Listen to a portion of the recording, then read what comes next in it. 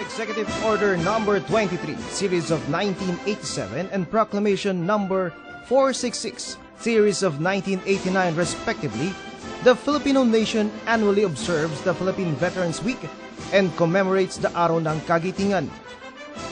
This is to honor the valor and heroism of the country's defenders who paid the price of freedom, peace, and democracy we enjoy today and made being Filipinos a source of dignity and pride. With this year's theme, ang veterano, sigla at inspirasyon ng kabataan tungo sa tuwid na daan, the Steering Committee on National Observances and its Interagency Technical Working Committee prepared a series of events to memorialize the heroic deeds of Filipino veterans and instill a sense of national pride and promote love for country among our people. Prior to the Philippine Veterans Week proper, some activities were held to help create public awareness and drum up participation in the main events. This included a symposium entitled Images of Valor and Victory, which focused on the World War II heroes in the Visayas. Held in collaboration with the Philippine Historical Association, the symposium had Ms. Gemma Cruz Araneta as keynote speaker, while respected historians from the academe gave lectures on World War II heroes and the liberation campaign in the Visayas. The symposium served as a venue for a lively interaction between the younger generation and the living heroes themselves, the World War II veterans from the Visayas, who imparted their first-hand account of their encounters with the enemy and of their eventual victory. The Philippine Veterans Affairs Office also held two golf tournaments, the Philvets Cup and the Veterans Golf Cup. The two-leg tournament is a fundraiser for the Filipino War Veterans, or Philvets Foundation, a non-stock, non-profit organization which conducts year-round medical mission in far-flung areas and operates 11 medical outreach clinics nationwide to reach out to veterans and their families. Among the prominent veterans who played were former President Fidel Valdez Ramos, Defense Secretary Voltaire T. Gasmin, and former Defense Secretary Renato de Villa, who is the chairman of the Philvets Foundation. A youth-oriented musical variety show dubbed Kagitingan, Alay sa Bayaning Pilipino was also staged, for the first time, to express tribute to Filipino veterans in form of music and dance. This was in partnership with the National Commission for Culture and the Arts.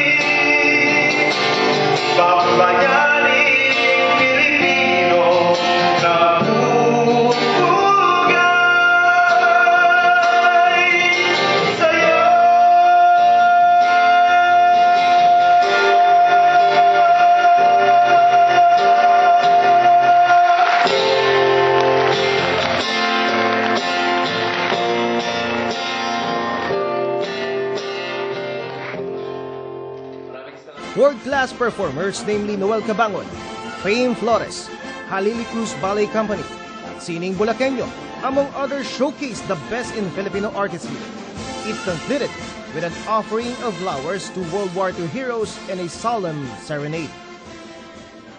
The 2013 Philippine Veterans Week proper commenced with a sunrise ceremony at the Tomb of the Unknown Soldiers, Libingan ng mga Bayani, Taguig City. The sunrise ceremony is an opportunity for Filipino veterans to honor their fallen comrades and for the families of the veterans to do the same. Thus, soldiers and civilians, veterans and the youth, gathered in this symbolic event to offer flowers to those who have offered their lives in the altar of freedom. Lieutenant General Noel A. Cobalias, AFP, the 55th Commanding General of the Philippine Army, was a guest of honor in the event. Shortly after the sunrise ceremony, the Honorable Walter Tigasmin, Secretary of National Defense, led war veteran leaders, veteran servicing and support organization, and youth representatives in offering wreath to honor the memory of veterans who died in defense of our homeland.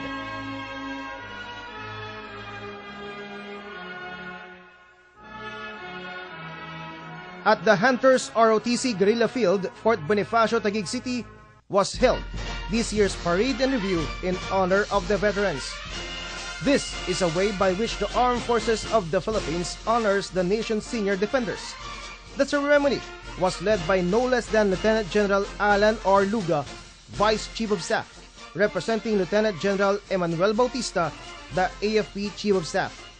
Former Defense Secretary Renato S. De Villa, Chairman of the Filipino War Veterans Foundation Incorporated, was the special inspirational guest of the event.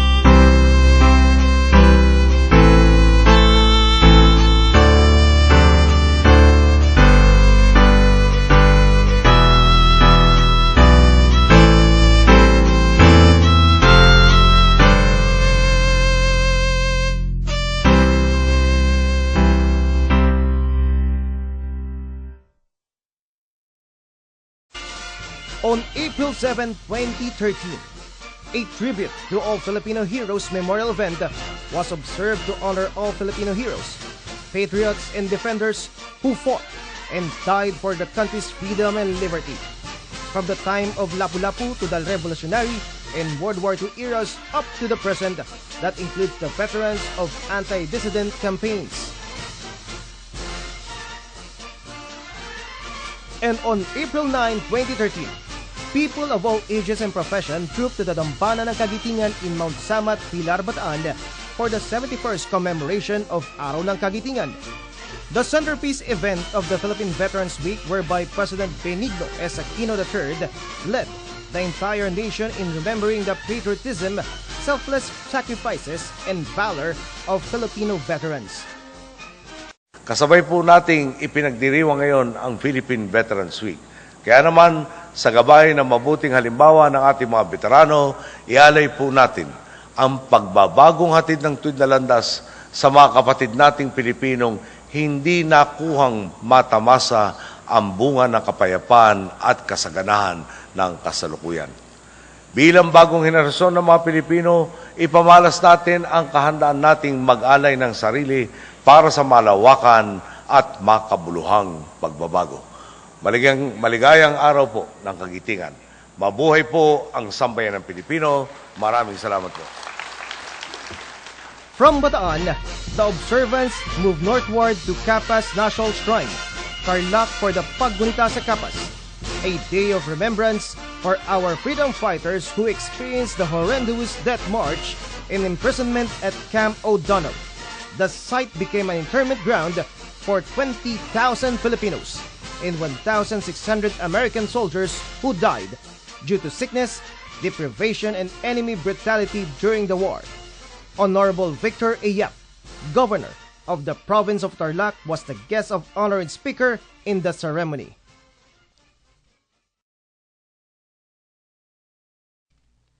Sunset ceremony is the culminating activity of the Philippine Veterans Week. Veterans, widows, children, and great-grandchildren of veterans gathered before the tomb of the unknown soldier at the libingan ng mga bayani, Taguig City, like one big happy family, and shared their personal reflections on their lives that were touched by having a veteran in the family. The event ended with a candle lighting activity in honor of the veterans. At the Veterans Memorial Medical Center, a variety show dubbed Lolo Ko Veterano, Idol Ko, culminated the 2013 observance of the Philippine Veterans Week. It featured performances from the VMMC medical team headed by Dr. Nona Legaspi, director of the VMMC herself. The dedicated medical facility for veterans and their dependents also held a tula contest, bingo socials, an open house, and an open forum titled Magtanong sa Pamunuan. It also deployed its medical quick response team in an ambulance at Libingan ng mga Bayani, Corregidor, Kappa Shrine, and Mount Samat, where the various Philippine Veterans Week events were held.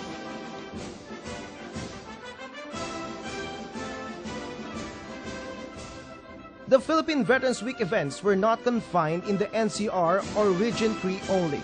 Replication ceremonies of the Araw ng Kagitingan rites headed by the President in Bataan were also held in various provinces and component cities such as Baguio, Batac, Ilocos Norte, Isabela, Albay, Leyte, Iloilo, Cagayan de Oro, Davao, Cotabato, Zamboanga, and Butuan. With the assistance of the Metro Manila Development Authority, the Philippine Veterans Week events were flashed in the electronic billboard along EDSA, the main thoroughfare of the country, from March to April 2013 at no expense to the TWC. Government and private media organizations, both local and international, also actively and extensively assisted in the publicity, promotion, and coverage of this year's commemoration, creating awareness among the citizens, drawing maximum participation from various sectors, and once again putting the limelight to the country's defenders and their significant contributions, which allowed us to live in a society where freedom, peace, and democracy reign supreme. In summary, this year's Philippine Veterans Week observance was not only successful but also meaningful.